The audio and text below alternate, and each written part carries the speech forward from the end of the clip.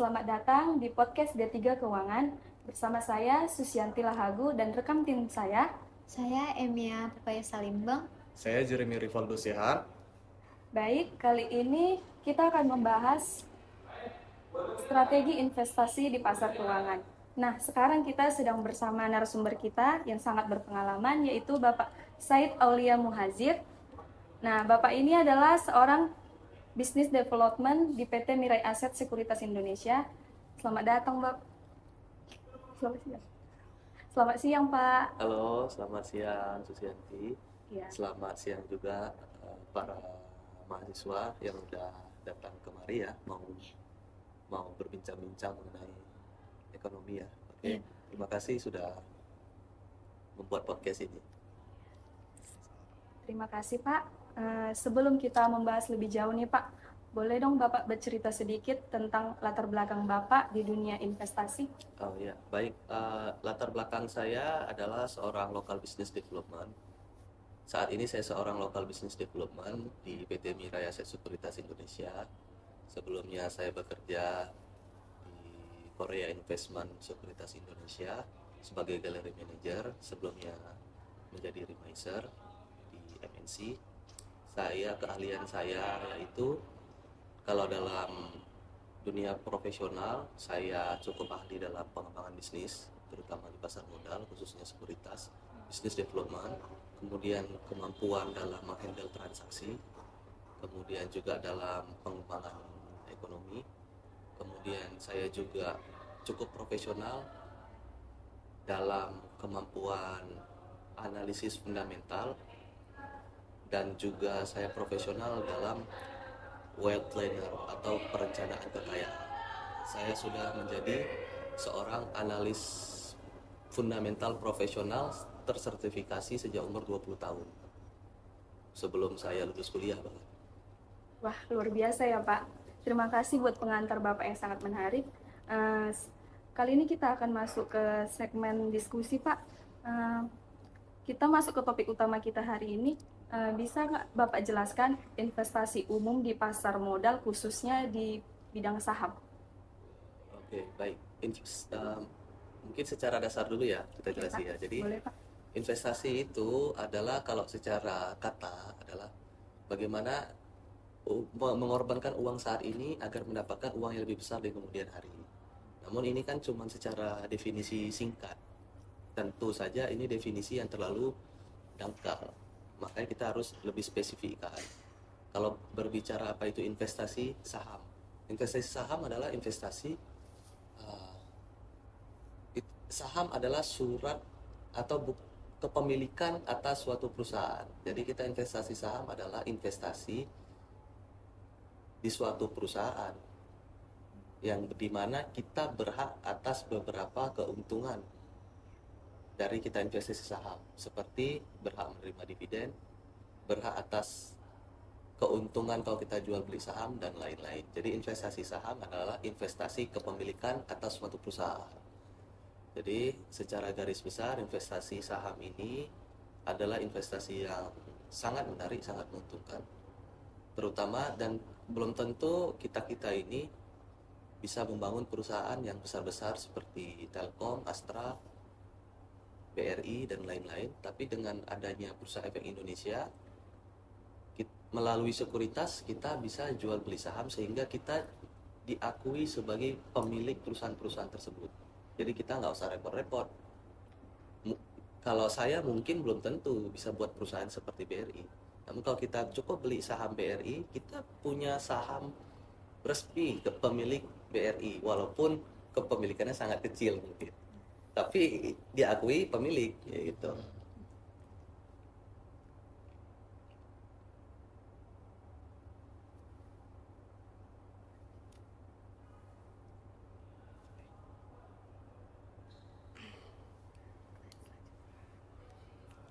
Baik Pak, terima kasih.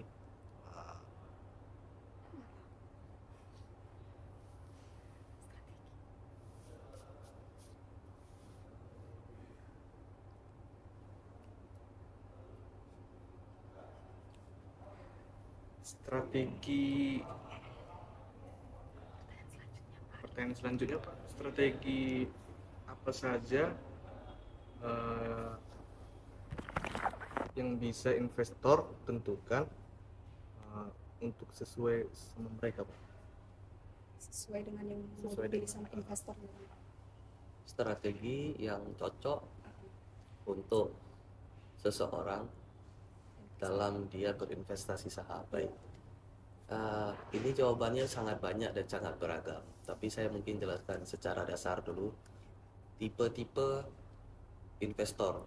Jadi dia harus kenal juga sama diri dia sendiri, ya kan? Kalau ditanya strategi, kalau ini pertanyaan yang sangat mendasar yang akan saya jawab, lebih dasar dari pertanyaan ini lagi. Investasi apa yang bagus? Yang paling bagus, apa itu investasi yang paling bagus? Investasi yang paling bagus adalah investasi yang paling kita pahami dan yang paling kita bisa terima risikonya. Itu adalah investasi yang paling bagus, terserah apapun jenis instrumen investasinya, apapun itu. Dari itu kita naikkan level pertanyaannya. Kalau begitu, bagaimana cara kita berinvestasi saham agar strateginya cocok untuk ke semua orang? Baik. Investasi saham itu terbagi secara garis besar ada dua, ya. Trader sama investor. Ini hanya istilah. Trader itu disebut karena dia menggunakan analisis strategi, menganalisanya dengan pergerakan harga saja. Pergerakan harga timbullah indikator-indikator teknikal. Dari pergerakan harga tersebut naik turun. Dia lihat, wah ini timing beli, ini timing jual. Nah itu mostly dipakai untuk jangka pendek. Oke. Yang kedua investor. Itu untuk jangka panjang berdasarkan laporan keuangan, tidak peduli teknikal, tidak peduli pergerakan harga saham. Kalau secara fundamental oke, perusahaannya nilai intrinsiknya selalu bertumbuh, harga pasarnya wajar, nilai harga pasarnya dijual saat ini nilai yang wajar, perusahaannya laba, bahkan nilai intrinsiknya selalu bertumbuh, dan lain-lain, semua rasionya oke. Nah, ini layak invest untuk jangka panjang. Apakah investor dan trader ini kan saya bilang tadi istilah aja. Nah, apakah itu satu definisi pasti atau definisi baku untuk mengatakan trader jangka pendek karena pakai teknikal, investor jangka panjang karena pakai fundamental? Berarti kalau yang pakai laporan keuangan nggak boleh jangka pendek. Kalau misalnya yang pakai teknikal, yang grafik-grafik itu katanya untuk jangka pendek, berarti nggak boleh untuk jangka panjang? Nggak juga. Karena makanya itu hanya istilah. Tidak ada standar baku untuk itu. Jadi kalau misalnya gini, saya niatnya investasi untuk seumur hidup sebenarnya. Atau bahkan ada satu perusahaan, saya bilang ITMG dulu saya beli di harga 16.000. Niat saya sih untuk 5 tahun, ternyata 1 tahun nggak capai. Saya jual dong. Berarti saya jangka pendek? Enggak dong. Karena kebetulan cepat tercapai. Sama juga ada analisis teknikal, niatnya untuk seminggu tapi nyangkut 10 tahun. Apa kalian investor? Enggak, kalian trader. Karena perbedaannya adalah bagaimana cara menghitung dan menganalisis, pakai apa. Kalau pakai laporan keuangan, menghitung nilai perusahaan, itu berarti investor. Karena memang itulah perbedaan mendasarnya. Yang kedua, kalau pakai teknikal, mau dia lakukan itu tiap minggu tapi selama 5 tahun, lama juga itu. Tapi tiap minggu take profit, mungkin 3 hari take profit atau 1 bulan take profit, yaitu trading, karena dasar analisisnya. Jadi kemampuan dasar analisisnya menentukan strategi itu. Jadi kalau strateginya dia memang mau untuk jangka panjang, pakailah fundamental, karena tidak bisa pakai teknikal untuk jangka panjang. Dan kenapa tidak bisa? Mana ada teknikal bisa memprediksi 10 tahun. Saya nggak ada temukan sampai dengan saat ini. Kenapa dia ambil jangka pendek? Ya karena palingan tarik-tarik garis. Kalau dia ambil tarik garis sampai 10 tahun ke belakang, dia pun pakai teknikal bulanan, yang candlenya bulanan, dia tariklah itu, harga sahamnya bakal ke sini. Ya kita hitung juga nggak nyampe 10 tahun itu rata-rata saham yang seperti itu. Kalaupun ada sangat jarang, dan sangat-sangat jarang teknikal sampai puluhan tahun. Saya belum pernah ada temukan seperti itu. Itu umumnya memang investasi jangka panjang, pakai fundamental. Makanya pakai fundamental itu untuk jangka panjang. Dan juga fundamental kenapa nggak untuk jangka pendek? Ya pasti nggak mungkin, karena laporan keuangannya terbit 3 bulan sekali. Bagaimana kecuali kita mau jangka pendek, kebetulan mau terbit laporan keuangannya. Mau terbit laporan keuangannya bulan depan. Kita dari bulan ini yakin sama laporan keuangannya bakal naik. Bakal bagus, bakal melejit lah, labanya 10 kali lipat. Kita beli sahamnya bulan ini, ntar bulan depan keluar laporan keuangan, kita yakin bagus, harapannya naik harga sahamnya, ya kita jual. Apakah ini investor apa trader? Yang pasti ini niatnya untuk jangka pendek. Tapi ini masih disebut trader karena dia memperhitungkan pergerakan harga, masih pakai tarik-tarik garis untuk dasarnya. Kebetulan katalisnya fundamental, tapi bukan sebagai hal yang utama. Kalau hal yang utama pasti yang jangka pendek itu pakai analisis teknikal. Kebetulan katalisnya fundamental, ada katalis fundamental. Nah kalau untuk jangka panjang, katalisnya pasti fundamental, dasar keputusannya pasti fundamental. Teknikal untuk cuman entry aja, mana pas yang mana titik yang pas gitu, supaya kita ya biar lebih timing market aja. Kalau nggak ada pakai itu pun juga nggak apa-apa bagi investor fundamental. Terima kasih Pak. Mungkin kalau bicara strategi pasti ada resiko kan Pak. Resiko. Bagaimana cara terbaik bagi investor Pak untuk mengevaluasi profil risiko mereka ketika investasi saham itu? Bagaimana cara melihat mengevaluasi profil risiko ketika mereka melakukan investasi saham? Oke. Ini kalau mau jawabannya benar-benar akurat, ini nanti bisa jatuhnya ke wealth planner. Setiap orang itu nanti kasusnya bisa beda-beda. Karena itu bagaimana dia menerapkan, bagaimana profil risiko dia ini sangat bergantung, jujur ya, sangat bergantung sama pendapatannya.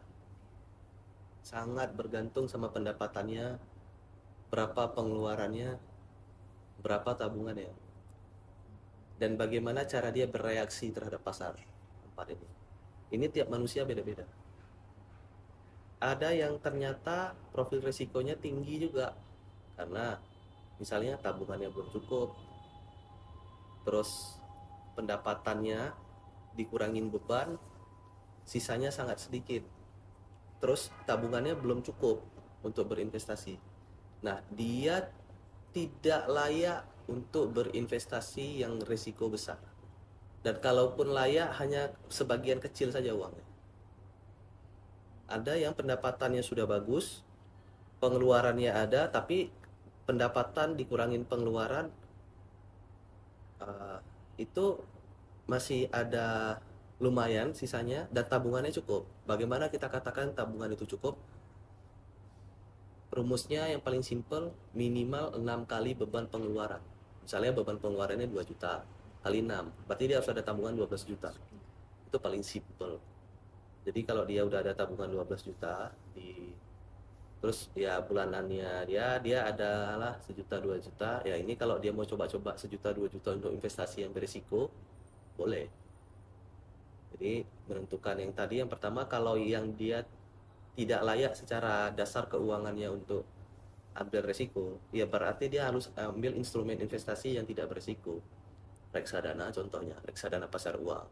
Itu reksadana pasar uang ini rata-rata manajer investasi portofolionya, karena dia pasar uang, itu yang paling rendah resiko, karena deposito itu rata-rata deposito jangka pendek yang umurnya di bawah 1 tahun atau maksimal 1 tahun.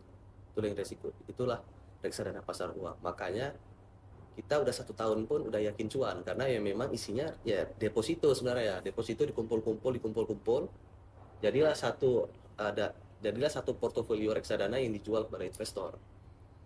Yang kedua ada pendapatan tetap. Pendapatan tetap ini campuran dari rata-rata dari obligasi, deposito, dan saham dicampur. Tapi kebanyakan porsinya adalah obligasi. Kebanyakan porsinya adalah obligasi dan deposito jangka menengah. Kalau yang tadi ini yang pendapatan tetap, reksadana pendapatan tetap. Tadi yang reksadana pasar uang itu yang kebanyakan deposito 1 tahun. Dan reksadana itu lebih untung sebenarnya daripada deposito. Satu, kalau deposito itu 4% potong pajak. Reksadana khususnya Mirai Aset itu jual beli nggak ada biaya apa-apa. Jual minggu depan nggak ada penalti. Jual besok juga nggak ada penalti. Dan returnnya di atas deposito, di atas 4%. Sudah nggak, dan tidak ada pajak. Sudah nggak ada pajak, deposit untung di atas deposito. Jual kapanpun nggak ada biaya, jual kapanpun nggak ada penalti, jual kapanpun bisa. Lebih untung. Dan itu sangat-sangat rendah resiko. Itu sangat rendah resiko. Dan itu lebih cocok sama dia yang mau investasi. Itu cocok untuk dua, untuk orang yang tadi keuangannya tidak boleh rugi, karena udah tabungannya cekak, uang pun memang nggak boleh rugi. Kalau ini rugi nanti takutnya ada apa-apa sehingga dia harus ambil itu uangnya. Jadi misalnya ada uang 10 juta, dia harus nabung 12, tapi dia cuma punya 8. Sebenarnya kalaupun mau investasi dari 8 juta ini, ya paling maksimum 20%-nya aja. Anggaplah 1 juta. Nah 1 juta ini kan udah uangnya kecil, nggak boleh rugi dong. Makanya dia harus yang tadi, yang resiko rendah itu. Nah tapi kalau dia udah punya tabungan yang cukup, bulanannya pun antara pemasukannya lebih besar daripada pengeluaran bulanan, ada pun lebih, tabungannya udah cukup, nah itu dia ambil yang berisiko, oke. Dia ambil saham, oke. Dia mau ambil kripto, oke. Dia mau ambil yang risiko, yang tinggi risiko punya, ya saham, kripto jauh di atas saham risikonya. Saham itu memang beresiko dibandingkan deposito, tapi adalah saham itu dikatakan tinggi resiko karena umumnya itu karena disebabkan ketidaktahuan dalam berinvestasi saham. Resiko muncul karena ketidaktahuan. Kalau tahu kita bisa tekan, bukan menghindari ya. Resiko tetap ada, tapi kita bisa tekan jadi resikonya kecil. Kenapa dia kecil? Karena kita tahu bagaimana cara membuat dia kecil resikonya. Misal kita tahu dalam jangka pendek ini mungkin rugi, tapi dalam 5 tahun kita yakini dia pasti naik karena nilai intrinsiknya naik. Jadi kita hitung nggak pakai fundamental. Setahu saya tidak ada harga saham yang bisa lari dari fundamentalnya secara jangka panjang. Kalau memang dia perusahaan yang perform. Jadi jawabannya, profil resiko ditetapkan berdasarkan kemampuan seseorang tersebut menerima resiko. Kemampuan resiko tersebut dinilai dari faktor ekonomi pribadi. Tadi kan Pak ada bilang kripto itu resikonya itu lebih tinggi ya, Pak? Iya. Kenapa kalau di zaman-zaman sekarang, Pak, mungkin ada kayak teman-teman saya, kenapa mereka lebih banyak memilih kripto daripada ini? Oke, karena jawabannya karena lebih mudah untung. Fluktuasinya tinggi. Bisa naik 100%, 1000% juga bisa. Saham nggak bisa. Saham ada naiknya, ada batas. Sehari 25-35%. Kripto sehari 100% juga bisa. Turun juga segitu juga bisa. Kedua, saham punya underlying aset. BRI itu ada asetnya tuh, gedung. Astra itu ada perusahaannya, ada labanya, ada kantornya, ada aset tetap berwujud, ada aset yang lain-lain. Kripto tidak punya underlying aset. Apa underlying aset kripto? Nggak ada. Ya nggak ada, just token. Kebetulan dibeli orang, makanya harganya naik. Debu kalau dilelang juga naik. Debu jual kosong, botol plastik kosong, tapi dibilang bekas Katy Perry, padahal nggak bekas Katy Perry. Tapi di rumor-rumor, begono begini, ajaib, naik juga harganya kalau dilelang. Itulah yang terjadi. Kemudian kebetulan kripto ini bisa menjadi alat-alat apa ya? Ada positifnya. Memang sebagian kripto bisa dipakai untuk di luar negeri untuk pertukaran mata uang. Di Indonesia itu ilegal ya. Tapi kalau di Amerika ada untuk menerima payment Bitcoin, dan kemudian ada juga yang platform-platform tertentu yang dia menciptakan tokennya sendiri dan nanti bisa transaksi pakai tokennya. Nanti tokennya itu ada di bursa kripto, jadi naik turun. Nah, gitu lagi. Terus kan Pak, sering juga terdengar gini, investasi bodong. Oh, Itu kayak mana lagi gitu investasi bodong? investasi bodong simpelnya investasi yang tidak terdaftar. Jadi di OJK, di pemerintah. Tapi gini ya, investasi itu sebenarnya yang paling pertama yang mesti dilihat kenapa orang udah bodong mau ikut. Satu, sebenarnya karena kebetulan dia nggak tahu. Kedua, karena dia trust. Jadi investasi itu yang perlu dijaga itu trust. Bodong pun kalau orang trust ikut nggak percaya. Arisan tahu? Arisan. Oh, arisan. Oh, Itu iya. bodong. Harus dikatakan bodong. Terdaftar nggak arisan? Enggak. Nyimpan nggak duitnya? Nyimpan ke pribadi kan? Iya. Nyimpan, ya udah. Sebut. Ya bodong. Secara definisi bodong. Tapi kenapa mau ikut? Karena percaya kan? Trust kan? Cuman kebetulan nggak diatur di undang-undang yang buat arisan bodong. Nggak. Karena dia bukan instrumen investasi, tetapi praktik bisnis yang tidak terdaftar kan. Nah, ibaratnya kayak gitu. Nggak, ini contoh. Tadi kalau misalnya arisan nyimpan uang ke seorang perorangan, nyimpan ke saya gitu. Misalnya arisan nyimpan ke saya. Tapi kan saya bukan bank juga. Ini kan bikin sendiri, bisnis sendiri gitu kan.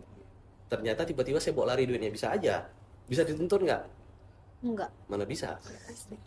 Jadi kalau Indra Kents itu Pak Itu bodong. binomo. Itu bodong. Karena memang jelas tidak satu.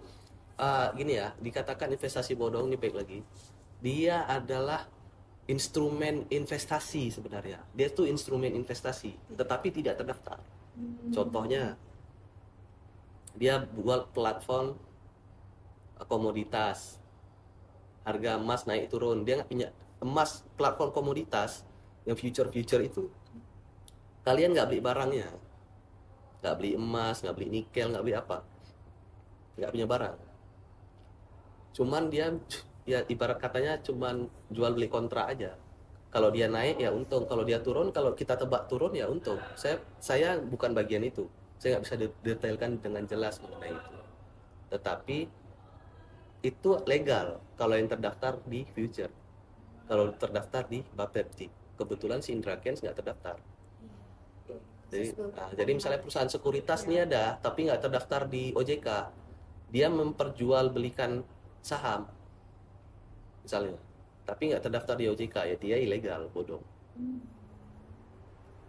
Ada sekuritas yang nggak terdaftar di OJK, tapi entah kayak mana pula dia bisa masuk ke bursa, harusnya itu nggak bisa masuk. Makanya sekuritas, setahu saya nggak ada yang bodong, karena pasti terdaftar. Karena syarat masuk bursa ya harus ada legalitas. Dia kalau mau jadi anggota bursa itu ada syaratnya. Sekuritas kan anggota bursa nih, dia harus ada syarat. Kalau misalnya ya salah satunya ya legalitas. Ya kalau di luar, makanya yang bodong-bodong itu kan future rata-rata. Entah apa, bagaimana regulasinya saya juga kurang tahu, saya nggak bisa pastikan. Tetapi yang secara garis besar investasi bodong, investasi ya simple yang nggak terdaftar. Instrumennya mungkin umum, tetapi yang nggak terdaftar. Misalnya di luar daripada ini ya, jasa unit gadai. Pernah ada kan, selain pegadaian kan ada perusahaan-perusahaan gadai. Ya kan? Ya udah, kalau dia nggak terdaftar, bodong. Kelemahannya apa kalau bodong ini? Dia jatuhnya pidana. Misalnya gini, dianya dituntut masuk penjara, tapi nggak bisa balikkan. Kalau perdata, balikkan. Berarti kalau Indra Kents itu Perdata, pidana. berarti Saya lupa, ada yang pidana, ada yang perdata. Saya kurang tahu. Tapi dia pertama kan gini, dia itu investasi bodong Eh, Setahu saya pidana karena bodong. Tapi juga karena harus membayar kerugian. Saya tuh agak nanti coba searching aja mengenai itu. Tapi kalau misalnya gini, ada perusahaan terdaftar, kolaps, itu perdata, nggak bisa dituntut karena dia resmi legal. Misalnya ada perusahaan kolaps, dia harus bayar kreditur. Kalau dia ada lebih duit, dia harus bayar kreditur. Nah ini kan misalnya gini, ini kan kalau lari itu kan tindak penipuan. Dalam investasi itu penipuan. Nah, kalau penipuan nanti tanya sama orang hukum jatuhnya apa? Tindak penipuan. Kalau misalnya tidak bayar utang itu udah pasti perdata. Jadi simple. Kalau ada kata-kata meminjamkan, pinjam ya, sama ada kata-kata investasi. Nah ini akadnya ini penting ya. Kalau misalnya dia saya investasi di sini, investasi ya di tempat yang legal, ini perdata. Invest, karena invest itu jatuhnya di equity, modal ya modal. Tapi kalau meminjamkan, nah ini beda, ini hutang piutang. Nah ini hukumnya beda, nanti coba searching mengenai itu. Tapi yang pasti ini hukumnya dua hal yang berbeda. Jadi kalaupun arisan-arisan, ini bukan investasi sebenarnya. Cuman sebagai sarana yang nggak bisa nabung, jadi lebih mudah nabung. Itu doang. Tapi ini sangat beresiko. Bisa lari orangnya. Dan saya nggak tahu bisa dituntut apa nggak. Setahu saya dituntut pun perdata. Cuma balikin aja duitnya. Cicil 1.000 sehari pun bisa. Itu kelemahannya. Sebaiknya jangan. Sama itu kayak ibaratnya yang parahnya kalau nanti sudah pun arisan dapat duit dibelanjakan, itu sama seperti tidak ada bedanya seperti kartu kredit. Kartu kredit juga bisa dicicil sebulan sekian.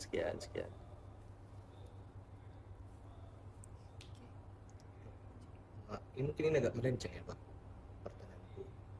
Misalkan Pak ada sebuah investor lah. Ada investor ya Pak dari investasi dia di suatu perusahaan. Dia itu sebatang kara, hidup sebatang kara. Jika dia jangka panjang lah investasinya. Jika suatu saat tiba-tiba lah dia meninggal itu. Nah, itu gimana Pak jadinya jatuhnya? Kalau dalam pembukaan akun rekening itu ada ditanya hak ahli waris. Kalau nggak ada juga ahli warisnya, saya harus katakan apa adanya, saya nggak tahu. Kalau ada ahli waris akan ditetapkan di ahli warisnya. Kalau dia pun nggak ada sebatang kara, secara kakak dia cuma sendiri, tetapi dia ada ahli waris ke kerabatnya mungkin, ke sahabatnya mungkin, ke siapapun itu, harusnya jatuh ke ahli waris sesuai. Tetapi kalau misalnya sudahlah sebatang kara, tidak buat lagi ahli waris, ternyata meninggal, yang pasti uangnya tetap ada di rekening itu. Tapi bagaimana statusnya, saya harus katakan saya nggak tahu. Karena itu bukan bagian saya.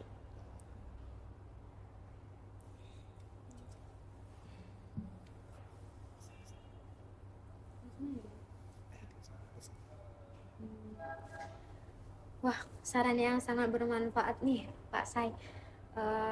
Sebelum kita menutup podcast kita kali ini, apakah ada tips dan trik yang ingin Bapak sampaikan kepada para penonton di D3 Keuangan? Oke. Trik dan tipsnya, kalau saya boleh cerita, saya juga mulai investasi itu dari kuliah-kuliah kayak gini. Jadi saya ikut itu karena diajak kawan dulu. Ikut sekolah pasar modal di Bursa Efek Indonesia Aceh. Saya lihat, waduh, mantap juga ini saham-saham kok keren ya. Saya terusin, saya dalami. Begitu saya lihat, saya suka, jadi saya dalami. Nah, kemudian pasti ada rugi-ruginya. Jadi saran saya itu di awal, tips dan trik dari saya, mulailah secepat mungkin, karena kita bisa secepat mungkin menghabiskan lobang-lobang. Jadi kita udah masuk, kita pasti dalam memulai bisnis investasi ini, investasi apapun, pasti ada masuk lobang. Nah, banyaknya lobang itu kita masuk karena ketidaktahuan kita. masuk lubang. Nah, jadi investasilah secepat mungkin supaya human errornya itu cepat selesai, dan lubangnya itu kalau bisa banyak ditambal dari ilmu pengetahuan. Jadi kita belajar sekarang udah gampang. Mirai Aset bisa belajar setiap hari, di YouTube pun juga bisa belajar. Disupport lagi sama Mirai Aset, pematerinya banyak. Di YouTube pun juga yang bagus-bagus juga sudah ada, buku-buku juga ada. Timbalah ilmu pengetahuan itu banyak-banyak, mulailah secepat mungkin. Ini akan sangat-sangat membantu kalian untuk mempercepat kekayaan. Tidak ada orang kaya yang tidak investasi. Semua orang kaya investasi. Tidak ada orang yang kaya karena cuman nabung-nabung doang. Pasti orang kaya itu ada investasi. Omsetnya itu dari bisnis kan bisa investasi aktif kan, dan ditambah lagi dia tuh punya investasi pasif income juga. Tidak ada orang kaya yang cuman karena nabung, tapi semua orang kaya pandai menabung. Saya kira itu. Terima kasih Pak untuk penjelasan dan ilmu yang sangat bermanfaat yang sudah Bapak berikan buat kami dan buat teman-teman yang sudah melihat podcast ini. Semoga kiranya kedepannya lebih bermanfaat lagi, khususnya di bidang investasi buat kita semua. Demikianlah podcast kali ini. Sampai jumpa di podcast selanjutnya. Selamat berinvestasi, semoga sukses. Terima kasih Pak. Thank you. Terima kasih Pak. Berarti kalau mau kaya harus berinvestasi. Iya, harus mulai dari Ya, harus bangku kuliah. Mati.